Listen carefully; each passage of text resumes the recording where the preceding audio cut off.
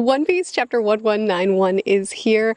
Last chapter, Gaban was fighting Luffy's fight. Gaban had grabbed Luffy by the chin, said, "Quit messing around. This kiddish dream stuff isn't going to get you anywhere. If you want to actually defeat someone like this, put your big boy pants on and take it seriously." And then he chucked him off a mountain and he started fighting on his own, and he lost an arm for Luffy. Now, it may look different than Shanks, but practically it is the same. Practically, Gaban is still risking his neck to fight Luffy's fight. He says it's for Elbaf, and it certainly is in part, but Gaban made clear last chapter, we that are left of the Roger crew have been waiting for the one that he said was coming, and you've made clear that it's him. And here I am to fight, right? And then Luffy shows up and he's like, "You lost your arm for me." And Gaban's like, "Psh, psh, psh."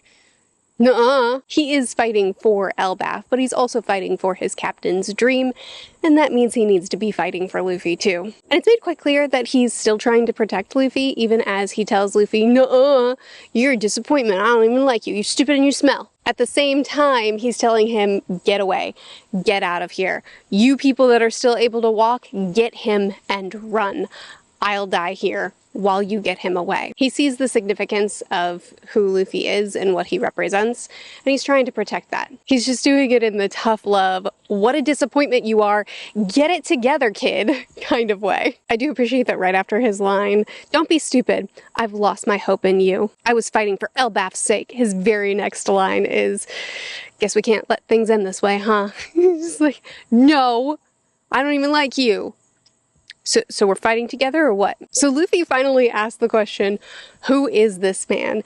And Gaban's answer is, who he is not something anyone ought to know. I assume that this is not necessarily a reference to Imu being someone that the world doesn't know about and isn't supposed to know about, but rather it has more to do with the information that Gaban has about the Void Century and about the history. And he says, if I had to call him anything, it would be God. Now, he didn't say a god, so I don't know if that means that Imu is the originator of the devil fruits, the first devil fruit before the rest were created, or imagined, or thought of, or whatever it is that has caused the devil fruits to come into existence in this world. Too many bugs in these trees.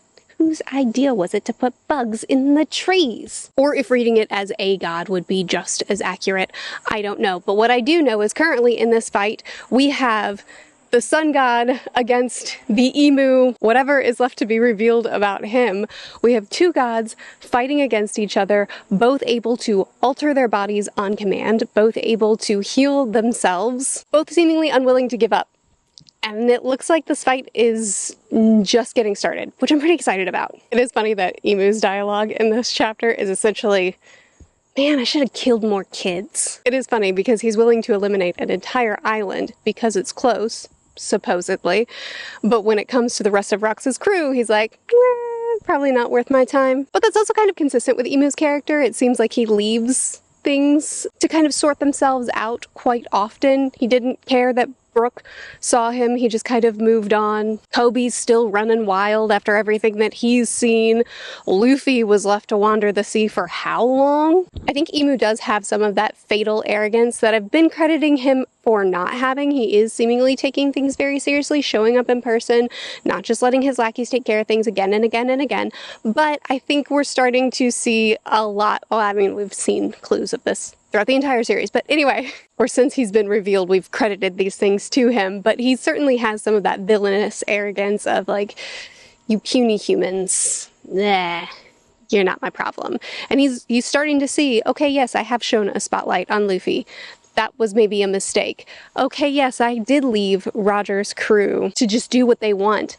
I maybe should have eliminated, like he's at least seeing where he's slipped up to his own detriment and acknowledging that. Okay, so he forces himself into his second gear transformation, and it is real. Like, I mean, like, look at the transformation close in on his hands, and we see that go dark, and then the nails in the hand is transforming, and then we see the silhouette that calls us back to the mural, and we can begin to see the little, I don't know, eyeball rings that are around his arms now, the bands, you know, we can see his form changing, the wings are coming back out like they were at the start of things, his face transforms, we have these close-ins of these eyes and these horns, and then you turn the page and But first we cut back to the owl library. Now Oda, you're playing with us. So it is funny to me that Chopper was just like, I don't know, he seemed like a silent owl. I just like didn't want to mess with him.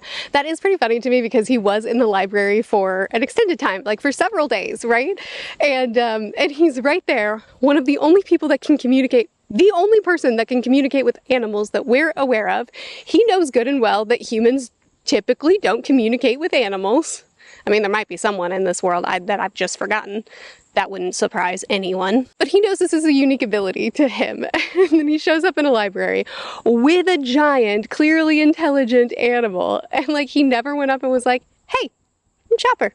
Nice to meet you. He was just like, nobody else is talking to him. So I mean, like, I won't bother him. I mean, it's not a fuss. I'm not complaining. It does make sense to me that Chopper, you know, isn't like jumping in the face of everybody that he meets and being like, I'm Chopper, hi, because he is very shy and timid, and this is not a complaint. It made me chuckle. Anyway, Bilbo just delivered his entire manifesto, and Oda said, I don't care what you want. An impressive feat to escape Honbami's wrath at the cost of only one arm. Gabon continues to respond to Emu as if he is unworthy of his full attention and as if like, there's nothing you could do to intimidate me.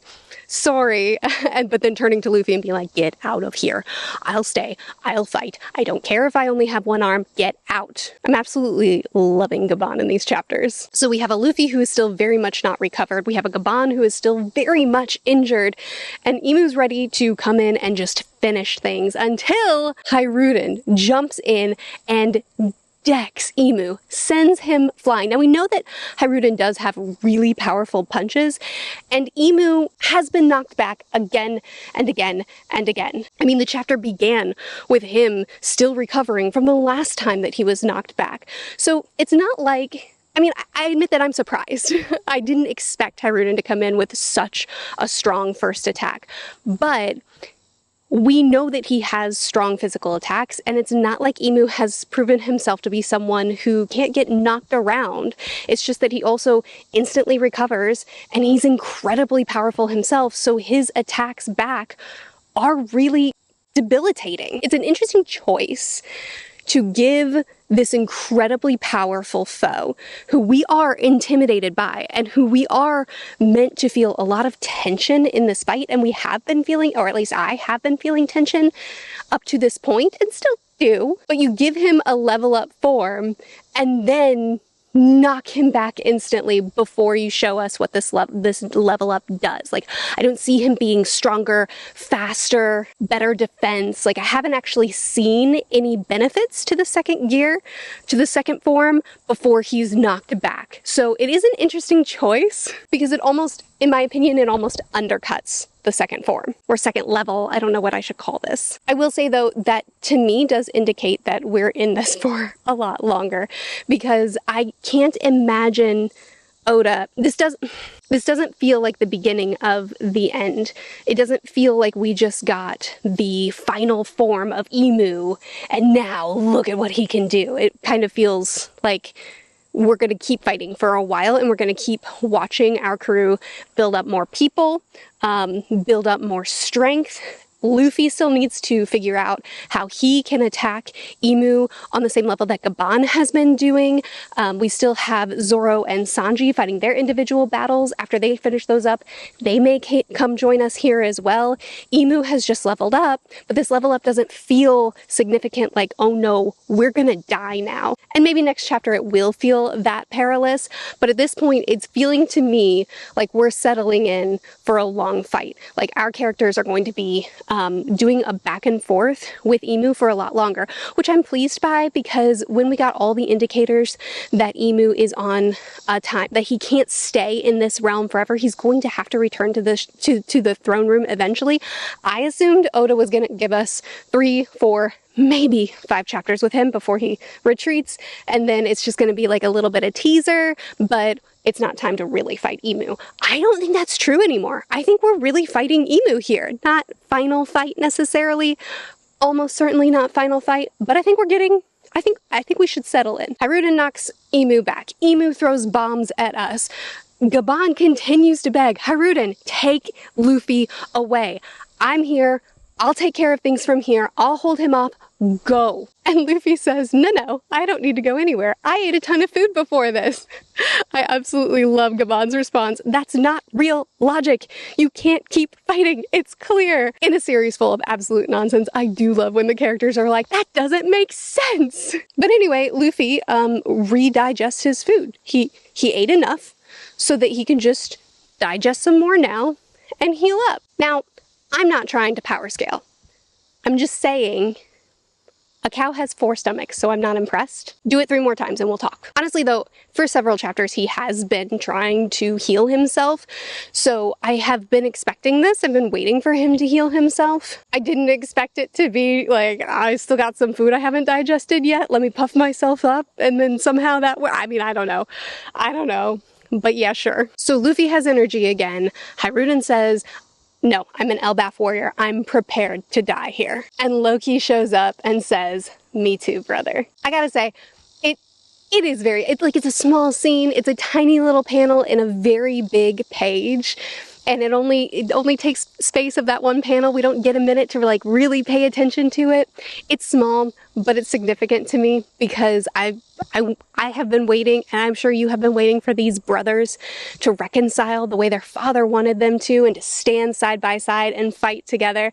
So Loki coming out and calling him brother, and then lining up to fight side by side with him, it's really satisfying. And for the 3rd time this chapter, Imu is down, or knocked back, I should say. I mean, the first time from the last chapter, he was getting back up, and then he got knocked down, and then he got knocked down again. But he also won't stop healing, and has incredible powers, some of which we still haven't seen since he's taken on this new form. And also, when the 3 of them lined up to hit him all at once, he's just like, okay, go ahead.